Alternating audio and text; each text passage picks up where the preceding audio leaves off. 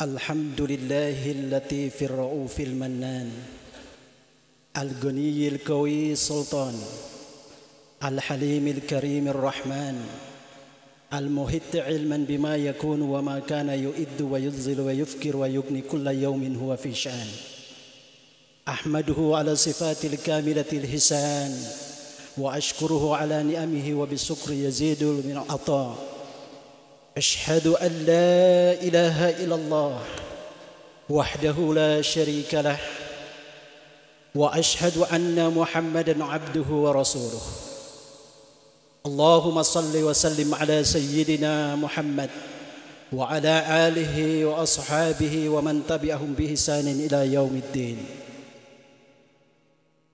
قال الله تعالى في القرآن الكريم: يا أيها الذين آمنوا اتقوا الله حق تقاته ولا تموتن إلا وأنتم مسلمون. Hadirin jamaah salat Jumat yang dimuliakan oleh Allah Subhanahu wa taala. Kembali kita bersyukur kepada Allah di mana di Jumat hari ini semalam Allah menggenggam ruh kita, dan di subuh harinya Allah masih berkenan mengembalikan ruh kita ke dalam jasad, sehingga kita bisa hadir salat Jumat pada hari ini.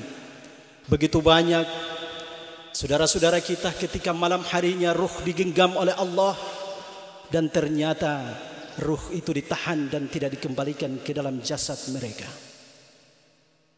Salawat dan salam senantiasa tercurah kepada junjungan kita, putra Habibullah, baginda Rasulullah Muhammad sallallahu alaihi wasallam, manusia yang diutus oleh Allah untuk memberikan suri tauladan kepada kita. Semoga kita semua yang hadir ini, yang mengakui diri kita beriman sebagai pengikut baginda Rasulullah sallallahu alaihi wasallam, tidak hanya pengakuan kita, tapi diterima di sisi Allah Subhanahu wa taala dan Rasulnya bahwa kita umat Rasulullah, agar ketika kelak kita berdiri di hadapan Allah di pengadilan yang begitu menakutkan, di padang mahsyar yang tanpa bantuan, tanpa ada sogokan, tanpa ada penolong, baginda Rasulullah mampu memberikan syafaatnya kepada kita. Jamaah Jumat yang dimuliakan Allah Subhanahu wa taala, Jumat berganti Jumat. Kita pun semua yang ada di dalam ini, entah sudah berapa lama, sudah berapa kali kita Jumatan. Satu inti dari pesan khatib, yaitu pesan Allah yang disampaikan kepada Nabi Adam sampai kepada Rasulullah, dan pesan ini sampai pada hari kiamat, yaitu pesan takwa. Namun pernahkah kita bertanya pada diri kita, apakah Jumat yang kita lalui ada perubahan pada diri kita? Jangan-jangan Jumat kita setahun yang lalu masih sama dengan Jumat kita hari ini. Ketika khatib berada di atas mimbar, ternyata kita berbincang dengan teman. Jangan-jangan solat Jumat kita tahun lalu masih sama dengan solat Jumat kita pada hari ini. Ketika khatib berkhutbah, kita pun sibuk dengan HP. Jangan-jangan Jumat kita tahun lalu masih sama dengan Jumat kita hari ini. Ketika khatib berkhutbah, yang mana itu rukun, tetapi kita tertidur. Maka apalah artinya berkali-kali kita salat Jumat dengan pesan takwa kalau tidak ada perubahan pada diri kita? Maka dari itu jamaah Jumat, kami berwasiat, mari kita tingkatkan takwa kita dengan bukti perubahan pada diri kita, khususnya salat Jumat yang kita lakukan di pekan depan. Jamaah Jumat yang dimuliakan Allah Subhanahu wa taala, salah satu nikmat Allah yang begitu besar tapi dianggap enteng oleh manusia, yaitu nikmat iman. Iman yang ada pada diri kita seakan-akan itu batu kerikil saja. Padahal di dalam riwayat, di dalam Al-Quran, di dalam sejarah, lihatlah seorang putra Nabi, Kan'an namanya, ayahnya seorang Nabi, tapi putranya tidak diberikan hidayah iman oleh Allah, mati di atas kekafiran. Paman baginda Rasulullah sallallahu alaihi wasallam, ponakannya pemberi syafaat di yaumil akhir nanti, tapi pamannya tidak diberikan hidayah iman oleh Allah. Lalu bertanyalah pada diri kita, siapa kita? Apakah ayah kita seorang nabi? Allah begitu sayang kepada kita, menitipkan iman di dalam diri kita, namun terkadang kita sia-siakan. Kita tidak perjuangkan keimanan itu untuk kita tingkatkan dari masa ke masa. Jamaah Jumat, kehidupan kita di atas dunia ini bukan hanya sekedar melewati siang dan malam, malam berganti siang, siang berganti malam, menunggu kematian kita masuk ke alam kubur dan selesai. Tidak. Kehidupan di atas dunia ini merupakan titipan dari Allah untuk menjalankan amanahnya. Ingatlah, Allah menyampaikan di dalam Al-Quran, Inna aradana al-amanah ala samawati wal ard wal jibal fa'abaina an yahmilnaha. Kata Allah, amanah ini sebelumnya saya tawarkan kepada makhluk yang lebih besar daripada kalian wahai manusia, langit, gunung, bumi. Tapi semua mereka menolak karena mereka tahu amanah itu adalah bentuk perintah dan larangan Allah yang memiliki konsekuensi. Ketika kita taat, maka kita mendapat nikmat Allah berupa surga. Sebaliknya kita keingkar dengan amanah itu, maka kita akan mendapatkan azab Allah berupa neraka. Ketika makhluk yang begitu besar, begitu megah, begitu kuat, begitu kokoh menolak, takut akan ingkar kepada Allah, manusia yang begitu kecil mau memikul amanah dari Allah, maka Allah katakan manusia itu, al-insan itu zuluman jahula. Manusia itu jahil, zalim. Namun saudaraku jamaah Jumat, konsekuensi ketika kita ini merasa diri sebagai manusia, maka amanah itu secara otomatis ada di atas pundak kita. Mau tidak mau, suka atau tidak suka, keberatan atau tidak, ada konsekuensi ketika kita kembali kepada Allah Subhanahu wa taala. Maka itulah manusia yang dititipkan amanah itu tidak akan mampu menjalankan amanah, perintah dan larangan Allah kalau tidak diberikan iman. Maka itu iman ini lebih berharga daripada mutiara, karena dialah yang akan mampu mendorong manusia untuk mampu menjalankan amanah Allah Subhanahu wa taala. Yang jadi pertanyaan, semua kita yang ada di dalam ini pasti mengaku beriman, tetapi mengapa di keseharian kita masih banyak perintah yang kita tinggalkan, masih banyak larangan yang kita tabrak?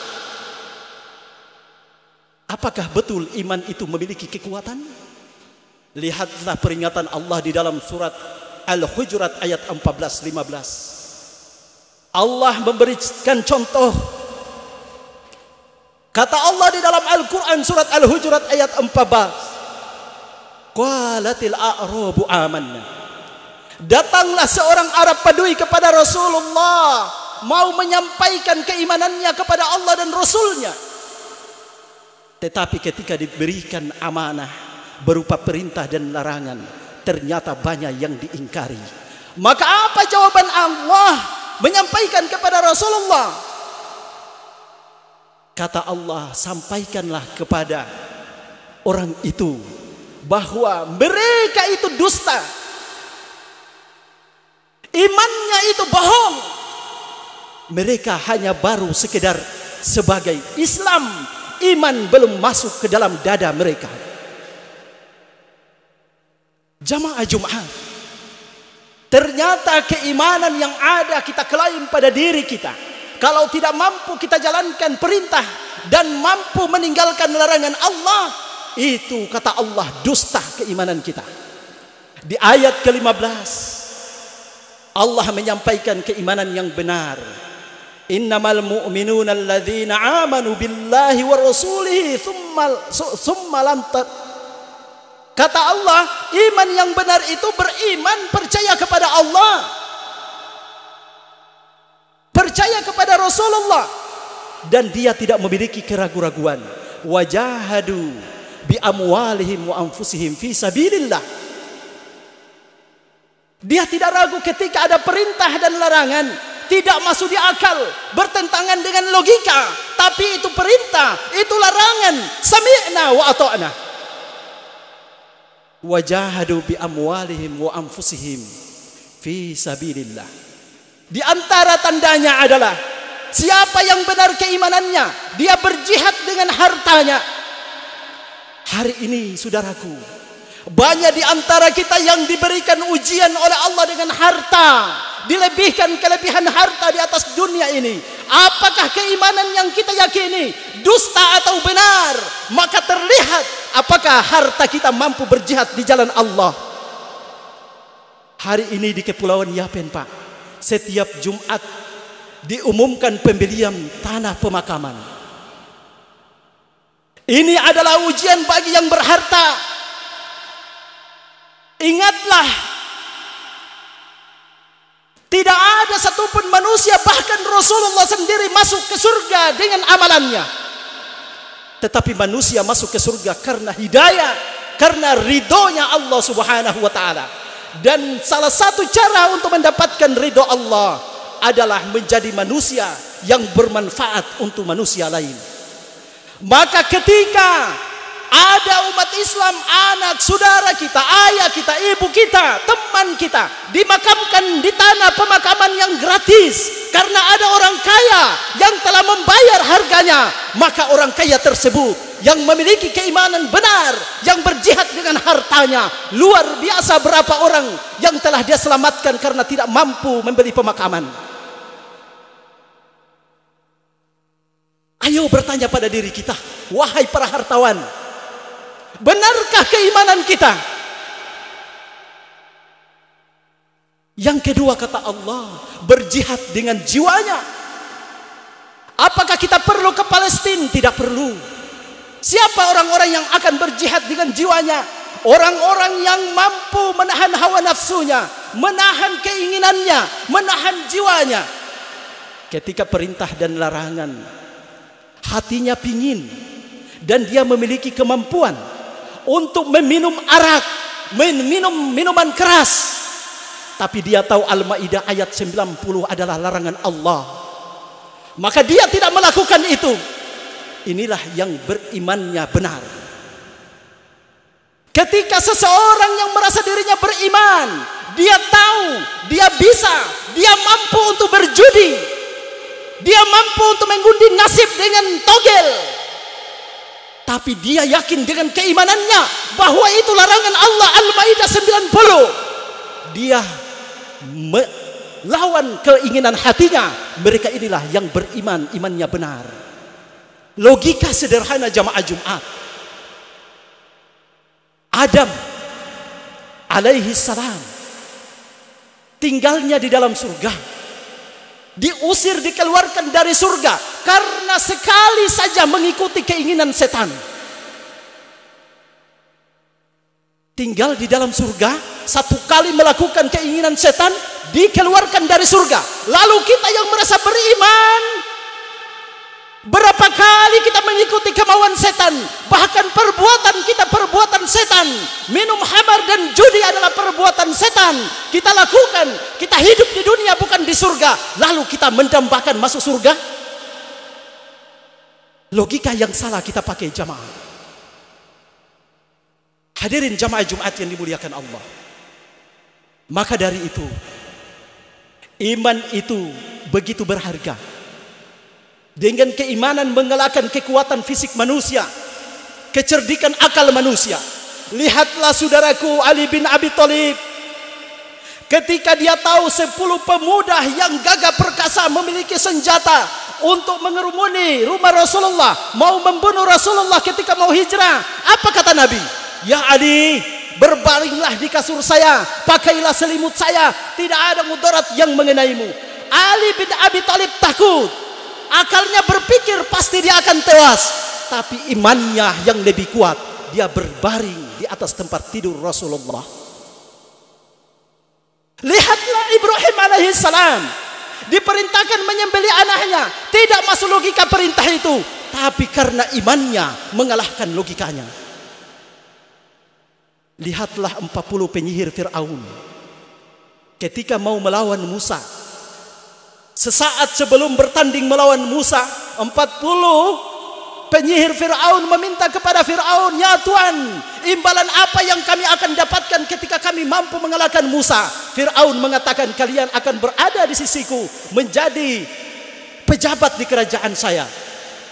Ketika bertanding, ternyata 40 penyihir ini kalah dengan Fir'aun. Sesaat itulah 40 penyihir Fir'aun ini tersungkur sujud di hadapan Musa.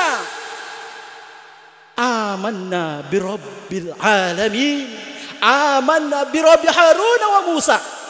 Kami beriman kepada Tuhan pencipta alam, kami beriman kepada Tuhannya Harun dan Musa. Apa kata Fir'aun? Wahai para penyihir, apakah kalian mau beriman sebelum saya izinkan kalian? Saya akan potong tangan dan kaki kalian secara bersilangan, dan saya akan salib kalian di atas pohon kurma. Apa jawaban para penyihir? Kami rela tangan dan kaki terpotong, bahkan nyawa kami melayang, karena kami akan kembali kepada Tuhan kami yang sebenarnya. Pertanyaannya, berapa lamakah para penyihir ini beriman, jamaah? 1 tahun? Tidak. 1 bulan? Tidak. 1 minggu? Tidak. 1 hari pun tidak cukup. Baru sesaat beriman, ketika diuji oleh Allah kehilangan tangan dan kaki, bahkan kehilangan nyawa, mereka siap dengan keteguhan iman mereka. Pertanyaan besar untuk kita, sejak kapan Bapak Ibu jamaah kita beriman? Apakah baru sehari kita beriman? Kita beriman sejak orang tua kita beriman, kita lahir sudah beriman. Jangankan kaki dan tangan yang dikorbankan, jangankan nyawa yang melayang, sholat subuh pun ketinggalan, sholat Jumat pun terlambat. Apakah ini iman yang benar? Jangan-jangan Al-Hujurat ayat 14 kita ada di dalamnya, iman kita adalah dusta. Maka jamaah Jumat, sebagai penutup, mari di Jumat kali ini merefleksi diri kita, melihat ke dalam.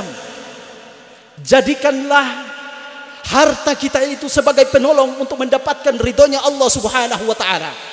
Jangan sampai ketika ruh di tenggorokan baru menyesali meminta untuk mau kembali bersedekah.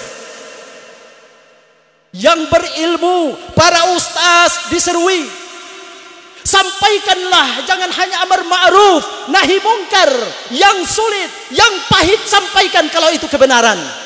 Jangan sampai jadi ustaz hanya mau menyenangkan pendengaran jamaah karena takut kehilangan dunia, takut tidak diundang, takut tidak mendapatkan amplop. Maka ustaz seperti inilah yang celaka. Jadilah pejabat, pemimpin yang menjadikan jabatannya untuk mendapatkan ridhonya Allah Subhanahu wa ta'ala, agar kita kembali kepada Allah dengan diridhoi. Barakallahu li wa lakum fil Qur'anil azim, wa nafa'ani wa iyyakum bima fihi minal ayati wa dzikril hakim, wa taqabbala minni wa minkum tilawatahu innahu huwal ghafurur rahim.